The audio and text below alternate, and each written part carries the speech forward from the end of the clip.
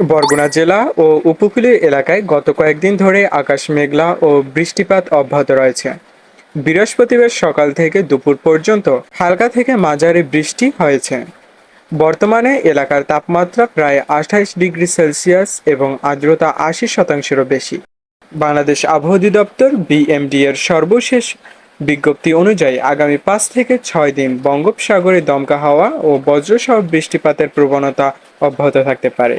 বিশেষ করে উপকূলীয় জেলা বরগুনা, পটুয়াখালী, ভোলা ও আশেপাশের অঞ্চলের ওপর এর প্রভাব বেশি পড়বে। বঙ্গোপসাগরে মাছ ধরতে যাওয়া নৌযানকে সতর্কভাবে চলাচল করার নির্দেশনা দিয়েছে আবহাওয়া অধিদপ্তর। গভীর সমুদ্রে বিচরণ না করার পরামর্শ দেওয়া হয়েছে। সাধারণ মানুষকে প্রতিদিনের যাতায়াতে ছাতা, রেইনকোট সঙ্গে রাখার অনুরোধ করা হচ্ছে। বাজার ও স্কুল কলেজ মুখে মানুষের জন্য সতর্কভাবে চলাচলের পরামর্শ দেওয়া হচ্ছে। আবহাওয়া অধিদপ্তর জানিয়েছে, পরবর্তী 3 দিন বৃষ্টিপাতের প্রবণতা কিছুটা কমলেও আবহাওয়া অস্থির থাকবে। ফলে জেলেদের যাত্রার আগেই অবশ্যই সর্বশেষ আবহাওয়া বুলেটিন শুনে নেওয়ার পরামর্শ দেওয়া হচ্ছে।